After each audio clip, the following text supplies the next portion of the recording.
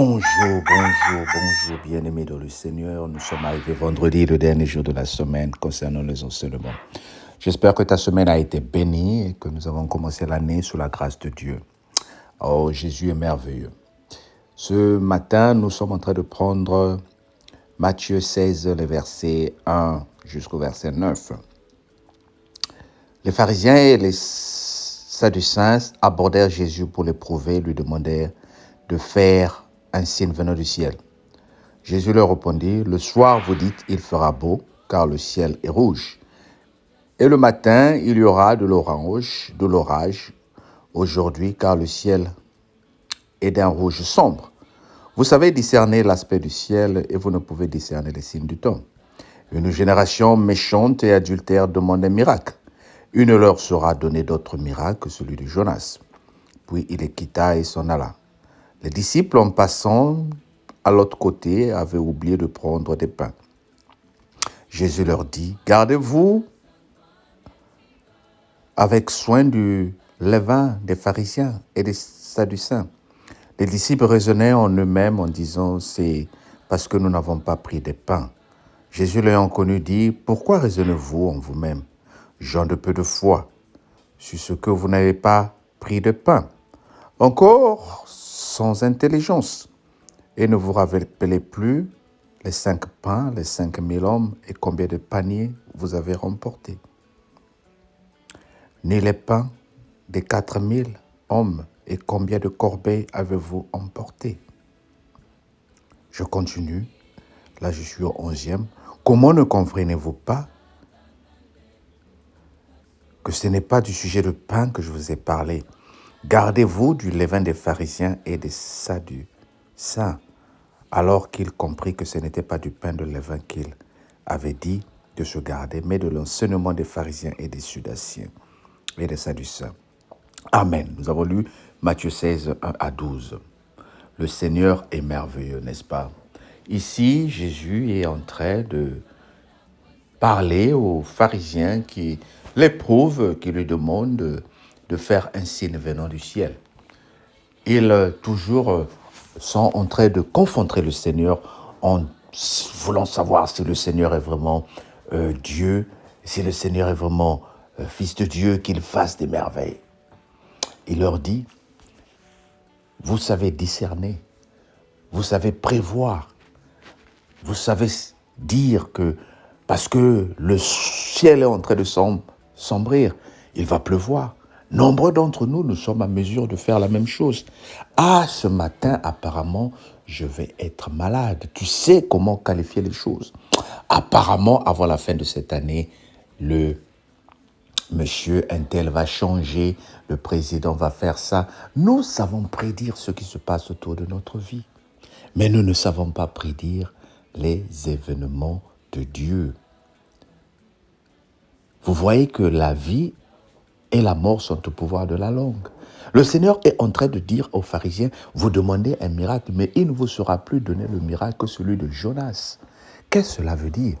Le miracle de Jonas qui est mort, qui est resté 3 jours dans le ventre du poisson.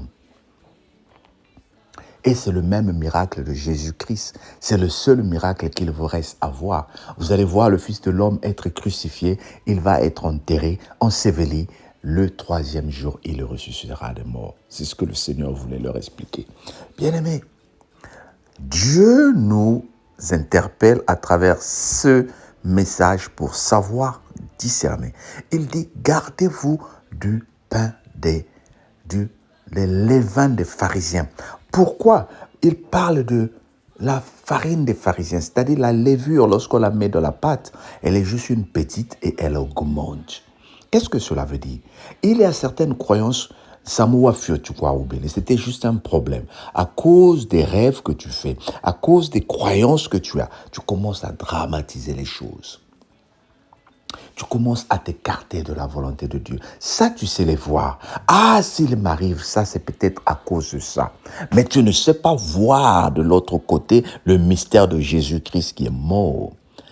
Parce qu'il a dit, tout est accompli.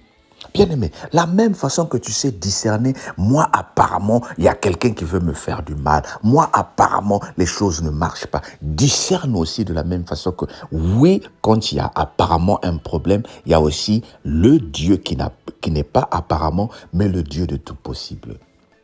J'aimerais que tu confesses le Dieu de tout possible. Comme je le dis toujours, l'ennemi est à côté, il rôde cherchant qui dévorer. Mais il est très limité. Il a peur de Jésus-Christ. Alors plus tu confesses Jésus-Christ, plus tu fais monter ta foi. Ne fais pas monter les pensées négatives qui ne sont que la levure qui monte la pâte. Tu penses que là, beaucoup de pâte. Or, c'est seulement la levure qui fait gonfler et qui fait gonfler le ventre. Au fond, il n'y a rien. Il n'y a pas la quantité. Il n'y a pas la qualité, il n'y a que la quantité. Voilà pourquoi le Seigneur nous enseigne à travers cette parole de monter dans la foi avec lui. Il dit, souvenez-vous, vous avez vu assez des miracles. Souvenez-vous des pains que vous avez mangés, que j'ai multipliés. Vous n'avez même pas pu les finir. Mais les pains que vous mettez la levure pour que ça se goumente, vous les finissez. Oh, la parole de Dieu, elle est merveilleuse. Le pain que le Seigneur a multiplié, ils n'ont pas pu le finir. Mais le pain que nous allons multiplier, la pâte où nous, donc mi katou, mo safarine, papa, mi doukri, me mingue, les gens finissent ça. Batwazo silisengo, bantkena rumanisa yao. Les gens sont en train de finir ça. Mais ce que le Seigneur a donné, il a multiplié, c'est resté. Les gens ont mis dans des corbeilles, ils sont partis. Au bien-aimé, ta coupe déborde par la parole de Dieu. Ta coupe déborde par la grâce de Dieu. N'aie pas peur de l'ennemi. N'aie pas peur des problèmes. Vois que Dieu est en train de déborder en toi. Dis, Seigneur, déborde en moi. Alors je déclare au nom de Jésus à une personne qui est en train de faire de l'insomnie, à une personne qui est en train de faire des mauvais rêves, toi qui viens tourmenter les enfants de Dieu. Toi qui viens tourmenter les enfants de Dieu lorsque nous dormons, toi je te menace au nom de Jésus. Tu n'as aucun pouvoir dans nos vies. Tu n'as aucun pouvoir dans nos maisons. Je suis en train de déclarer au nom de Jésus que cette levure que tu amènes pour tourmenter nos mariages, pour tourmenter nos foyers, tu n'as pas de place dans nos vies. Dégage, libère nos maisons au nom de Jésus. Je prends autorité sur tout esprit qui ne confesse pas le nom de Jésus. Et je dis au nom de Jésus que nous sommes libérés. Maintenant, je t'ordonne, toi, esprit d'embrouille, toi, esprit de distraction, de sortir de la vie de tes enfants. Au nom de Jésus, je prends autorité sur tout ce qui ne confesse pas le nom de Jésus dans ta vie, dans ma vie. Libère, parce que celui qui habite en nous est plus fort que celui qui est dans le monde. Père éternel, je te loue parce que tu as ouvert le ciel pour faire descendre ta bénédiction dans la vie de tes enfants. Reçois cette grâce-là et que le Seigneur te bénisse. Amen. Alléluia. Alors écoute, passe un bon week-end et que la grâce de Dieu soit avec toi. Ne dors pas comme ça là. Ne passe pas le week-end comme ça sans écouter la parole de Dieu. Repars. Écoutez la parole de Dieu au nom de Jésus. Repars. Écoutez la parole de Dieu au nom de Jésus. Que le Seigneur te sanctifie et qu'il te bénisse dans le nom de Jésus, notre Seigneur et Sauveur. Amen. Ben, on se dit à lundi. Donne la chance à quelqu'un d'écouter la parole de Dieu. Sois béni. Bye bye.